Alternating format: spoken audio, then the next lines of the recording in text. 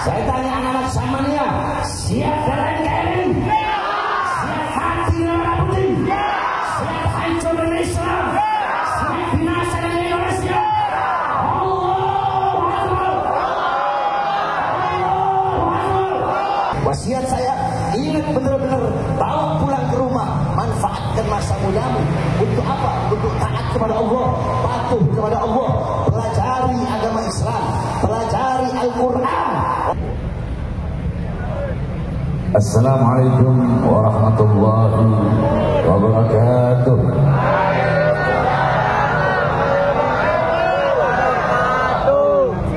Alhamdulillah, alhamdulillah al-qawi sultanu, al-wadih al-burhanu, al-mabsut fil wujud karamuhu wa ihsanu.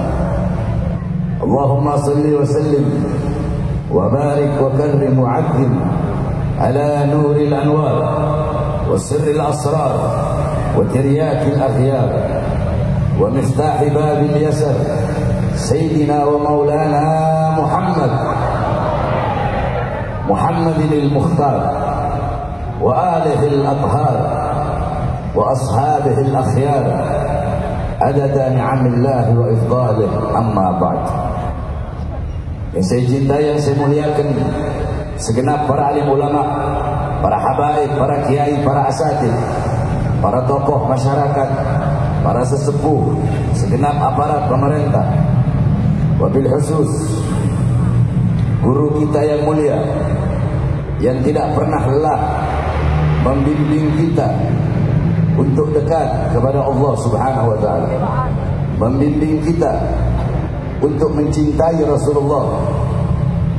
Sebelum beliau menanamkan dalam hati kita kecintaan kepada Rasulullah, beliau lebih dulu mengenalkan kepada kita siapa itu sosok baginda Nabi besar Muhammad Rasulullah,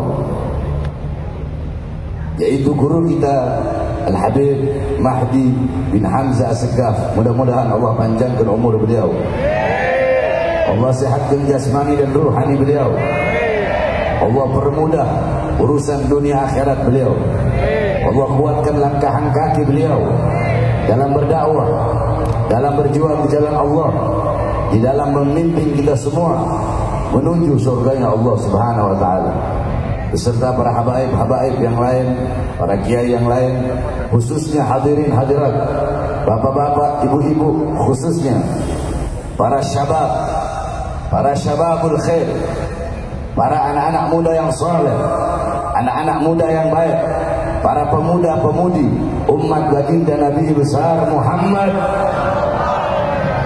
sallallahu alaihi wasallam yang selalu dimuliakan oleh Allah Subhanahu wa taala. Saudara-saudara sekalian yang dimuliakan oleh Allah Subhanahu wa taala, ini majlis namanya adalah Majlis Syababul Khair. Majlis Syababul Khair yang dimana yang paling banyak berada di dalamnya adalah para pemuda-pemudi. Saudara-saudara sekalian yang dimuliakan oleh Allah Subhanahu wa taala, para pemuda-pemudi, para orang-orang yang usia masih muda, mereka adalah generasi bangsa ke depan, generasi negara, dan generasi agama ke depan. Syubbanul yawm rijalul ghad. Pemuda-pemuda masa kini adalah pemimpin-pemimpin di masa depan.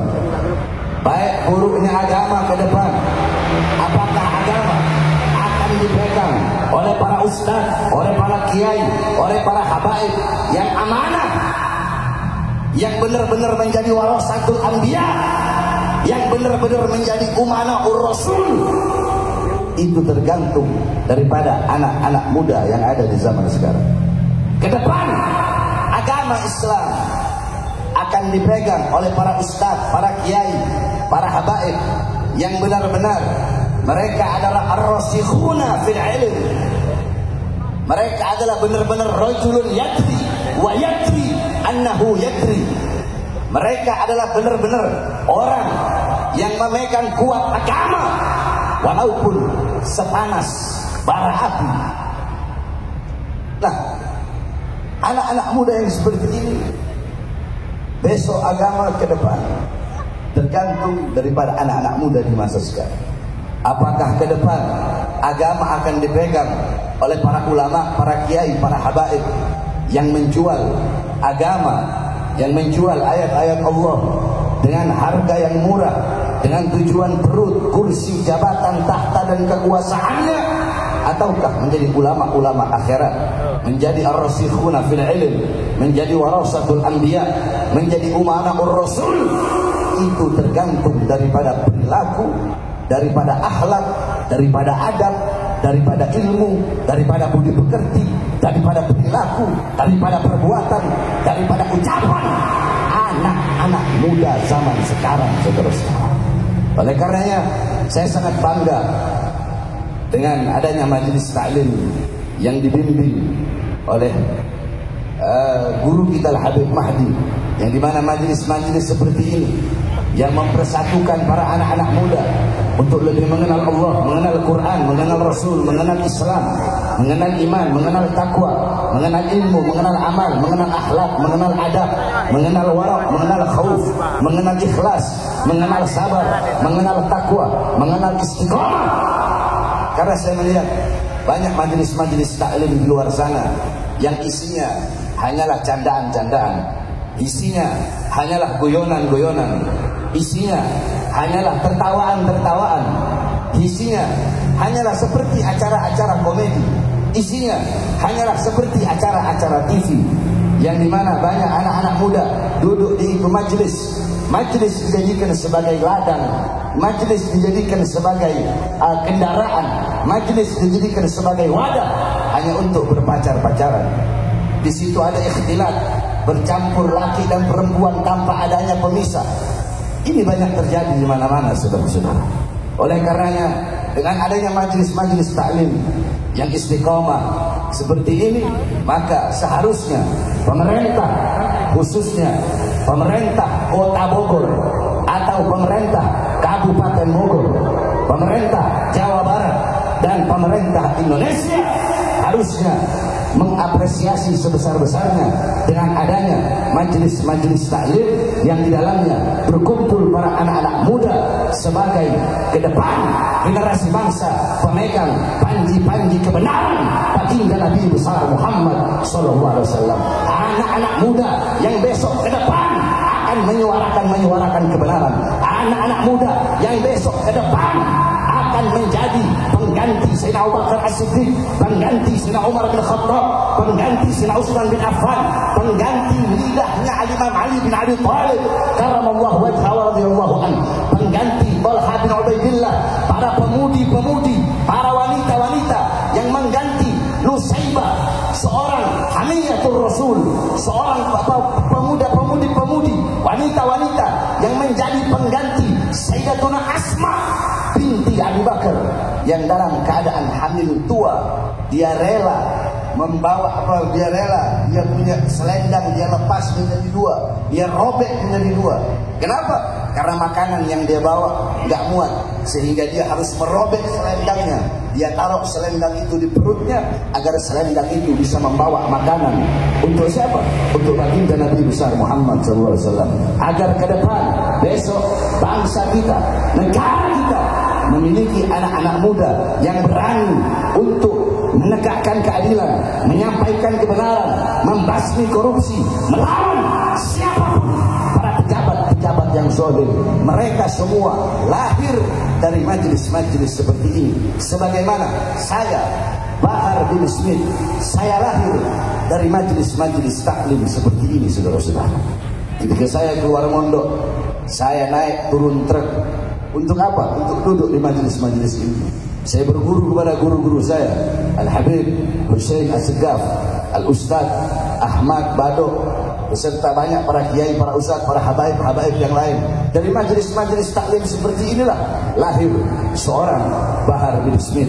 Dari majelis-majelis taklim seperti inilah lahir para ustaz-ustaz, para kiai-kiai yang dimana diajarkan dalam majelis ini bagaimana berpegang teguh kepada agama, bukan hanya candaan, bukan hanya lelucon, bukan hanya untuk menjadi bahan tertawaan saja, bukan untuk berkumpul agar kalian bisa saling melihat satu sama lain, bukan, tetapi untuk ke depan agar bangsa memiliki sosok-sosok pejuang-pejuang, sosok anak-anak muda yang tidak bisa disogok, yang tidak bisa disuap, yang tidak haus pangkat, yang tidak haus jabatan, yang tidak haus tahta, yang tidak haus akan kekuasaan.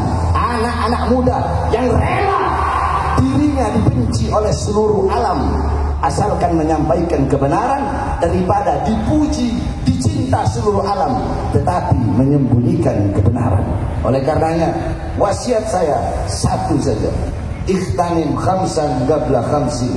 Manfaatkan 5 perkara sebelum 5 perkara. Saya tidak bahas yang 4, saya bahas yang 1, syababaka qabla haram. Manfaatkan masa mudamu sebelum datang masa tuamu. Saya mengaitkan ini semua dengan nama majelis taklimnya, yaitu Syababul Khair.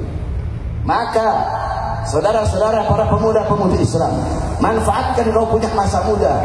Mumpung engkau masih muda, mumpung kau masih sehat, mumpung kau masih muda, habiskan masa mudamu untuk menuntut ilmunya Allah, untuk menuntut ilmu agama, untuk menjadi santri.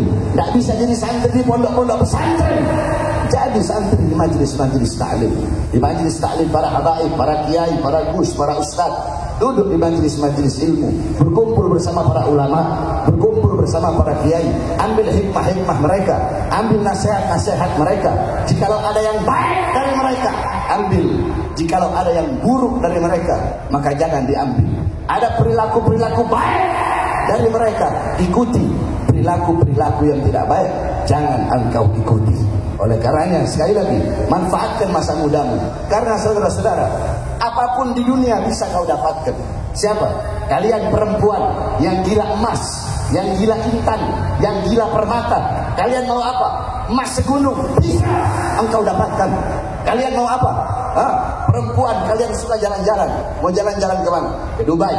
Mau jalan-jalan ke mana? Ke Eropa. Kalian bisa jalan-jalan kemanapun kalian ingin pergi. Kalian para lelaki, apa yang kalian inginkan?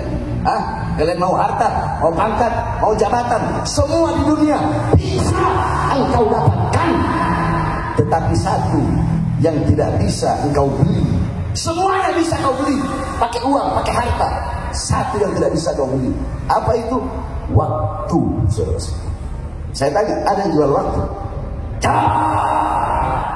Ada yang jual waktu? Di sini jual waktu 10 menit. Ada? Ada. Bapak ibu kamu bisa memberikan umurnya walaupun 1 menit kepadamu. Bisa? Bisa. Istrimu bisa memberikan waktunya, umurnya 1 menit kepadamu, bisa diberikan. Waktu umurnya 1 menit bisa. Tidak ada saudara-saudara yang lebih mahal daripada waktu. Kullu nafasin min anfasin kal jauhar la tuqawwam bil ghibah. Imam Ghazali mengatakan, setiap nafas yang keluar dari dirimu itu adalah permata yang tidak ada nilainya, permata yang tidak ada harganya. Yang paling mahal adalah waktu, yang paling berharga adalah waktu, yang paling bernilai adalah waktu.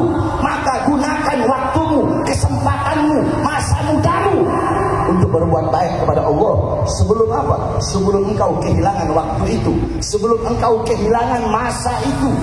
Bukankah Allah berkata dalam Al-Quran, wal asr, demi masa, demi waktu. Saudara-saudara, waktu-waktu yang telah berlalu bukan milik kalian.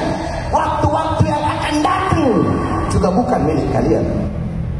Waktu yang telah berlalu bukan milik kita, yang akan datang bukan milik kita. Terus kapan waktu milik kita? Sekarang waktu milik kita, bukan kemarin, bukan besok. Maka untuk berbuat kebaikan dan untuk bertaubat, jangan pernah engkau menunda-nunda waktumu untuk berbuat baik dan untuk bertaubat kepada Allah. Mau ngaji, entar aja malam minggu depan. Mau umroh, entar aja tahun depan.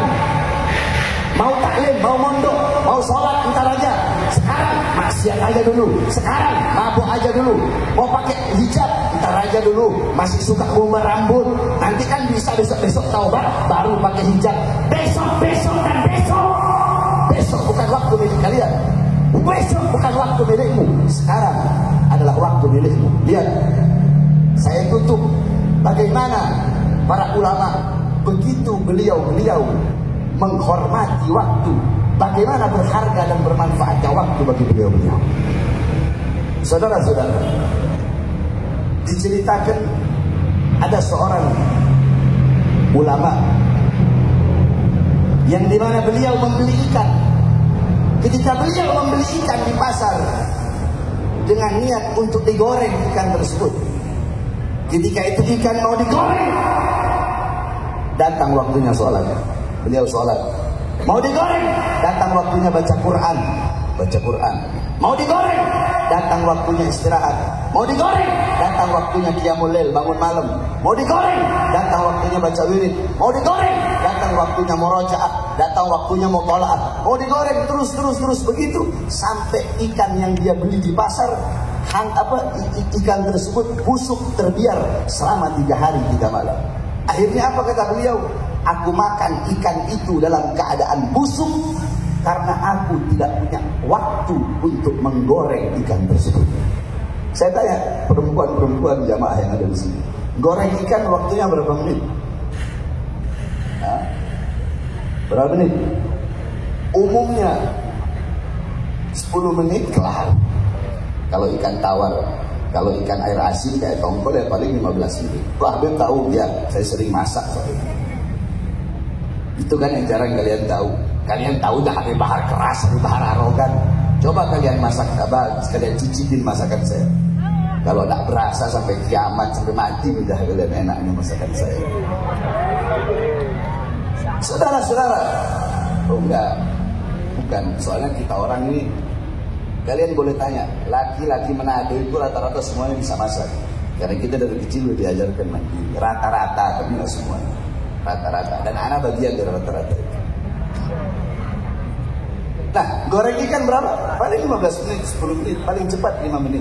Itu pun kalau kompornya terlalu besar, yang matang cuma luarnya doang, dalamnya nggak matang. Wah, Habib tahu, kan suka masak. Nah, saudara-saudara, 5 menit hanya untuk menggoreng ikan, beliau tidak punya waktu. Kalian tanyakan kepada diri kita, berapa detik, berapa menit, berapa jam, berapa minggu, berapa hari, berapa minggu, berapa bulan, berapa tahun waktu masa yang telah kita sia-siakan untuk urusan-urusan yang tidak bermanfaat. Yang tahu hanya diri kalian sendiri. Oleh karena yang saya wasiatkan sekali lagi, mulai saat ini benar-benar manfaatkan masa muda kalian sebelum datang masa tua. Sekarang kalian masih muda, kalian belum merasa. Kenapa? Karena kalian masih muda. Ibarat kata, tidak ada yang tahu nilainya mata kecuali orang-orang yang buta. Kalian masih melihat, kalian nggak tahu begitu berharganya mata, begitu bernilainya mata. Kalian nggak tahu. Kenapa? Karena masih melihat. Nanti kalau kalian sudah kehilangan penglihatan, Allah cabut itu nikmat mata, Allah cabut itu nikmat melihat, baru kalian sadar begitu berharga dan bernilainya mata yang Allah berikan. Sekarang kalian masih muda, kalian belum tahu.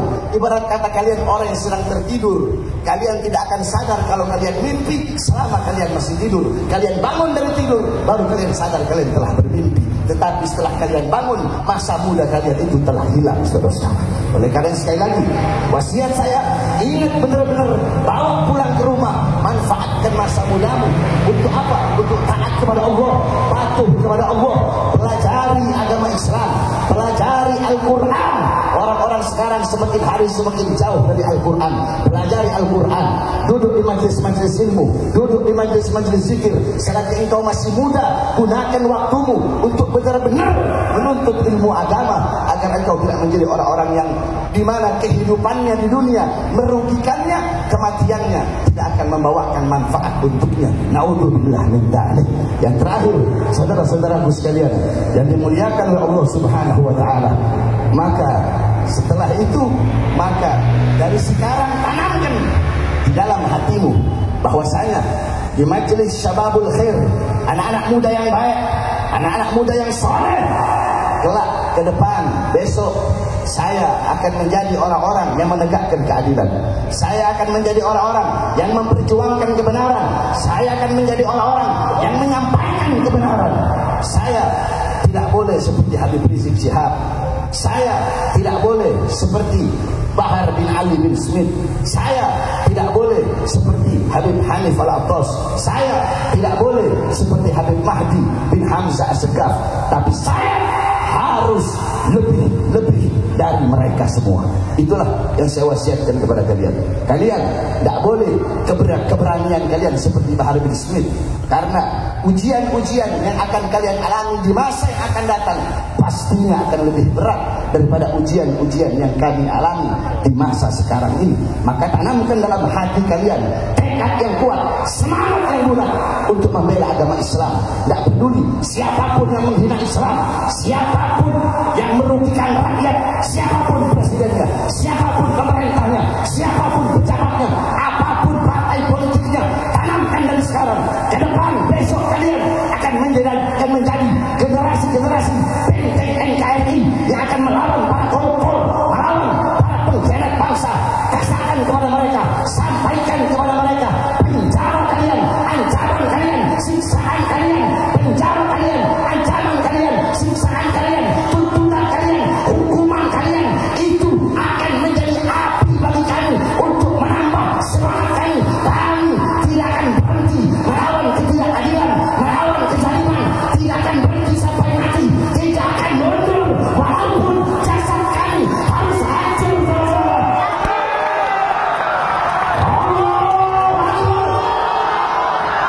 Saya tanya anak-anak Samania, siap dalam NKRI? Siap mati dalam putih? Siap hancur dengan Islam?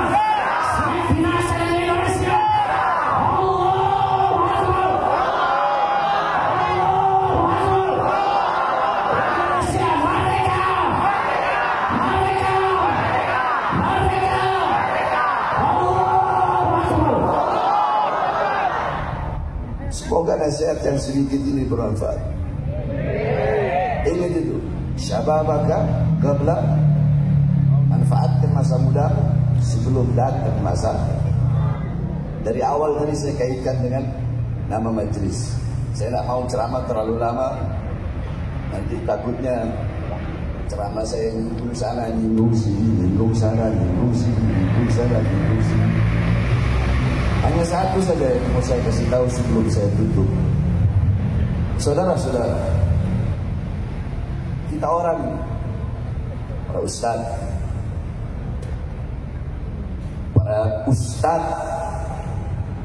para gus,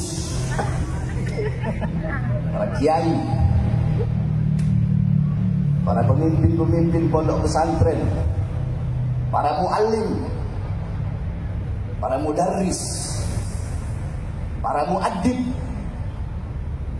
Bukankah kalian yang lebih tahu bahwasanya jangan pernah merasa diri kita lebih mulia, lebih agung, lebih pinter, lebih berkedudukan tinggi dari siapapun. Saudara-saudara, mereka semua tahu Syekh Abu Yazid Al-Bustami satu waktu berjumpa dengan seekor anjing. Ketika berjumpa dengan anjing, beliau angkat jubahnya. Sang anjing berkata, "Wahai Syekh, jikalau engkau mengangkat jubahmu, jubah kebesaranmu, jubah yang dipuji-puji oleh manusia, jikalau kau angkat jubahmu karena takut terkena air liurku, cukup engkau basuh dengan air, salah satunya dengan tanah. 7 kali basuhan, salah satunya dengan tanah. Tapi ingat wahai Syekh, jikalau engkau mengangkat jubahmu karena merasa dirimu lebih mulia dariku dan aku lebih hina darimu, maka walaupun 7 samudra membersihkan hatimu, hatimu tidak akan pernah bersih." Saudara-saudara, Bahar bin Ali bin Smith Sering saya katakan dalam ceramah, bahkan ceramah-ceramah yang puluhan tahun yang lalu, belasan tahun yang lalu, al-khinzir wal kalab ashrafu minna wa afdalu minna wa akramu minna. Anjing dan babi itu masih lebih mulia daripada kita, lebih wangi dari kita, wa abyad, lebih putih daripada kita kelak di akhirat. Kenapa? Al-khinzir wal kalab awaluhu turab wa akhiruhu turab. Anjing dan babi awalnya tanah, kembali kepada tanah. Anjing babi udah selesai, tidak ada hisab. Saya tanya, apakah nanti Allah bakal nanya di akhirat, hei anjing, hei babi, sudahkah kamu sholat? Jawab, Allah bakal tanya begitu. Hei anjing, hei babi, kenapa kamu bohongi rakyat? Allah bakal tanya begitu. Hah? Anjing, babi, kenapa kamu jualan agama? Allah bakal tanya gitu. Allah bakal tanya gitu. Anjing, babi, kenapa kau jadi penjilat penguasa? Allah bakal tanya gitu. Woi para penguasa, kenapa kalian merugikan rakyat, berpihak kepada asing? Allah bakal tanya gitu. Anjing, babi, kenapa ketika makmum kalian banyak, kalian enak-enakan suara bacaan sholat kalian, tapi ketika kalian sendiri, kalian bacaannya biasa-biasa saja? Apakah Allah akan tanya begitu? Kenapa? Karena mereka anjing, babi, yaitu binatang. Tidak ada asap bagi mereka, wala asap kubur, wala yaumul ba'as, hari kebangkitan, tidak ada. Tidak ada. Sedangkan saya dan kalian, kita bakal mati kan? Bakal mati. Tapi dalam kubur ditanya nggak? Ditanya nggak? Hari kebangkitan kita bakal merasakan dahsyatnya nggak? Padang mahsyar, yaumul mizan, hari pertimbangan, yaumul hisab, itu semua akan kita lalui, akan kita lewati. Sedangkan anjing dan babi tidak. Terus bagaimana diri kita mau merasa lebih mulia daripada anjing dan babi sebenarnya? Itu anjing dan babi, apalagi merasa lebih mulia daripada tukang es. Assalamualaikum warahmatullahi wabarakatuh.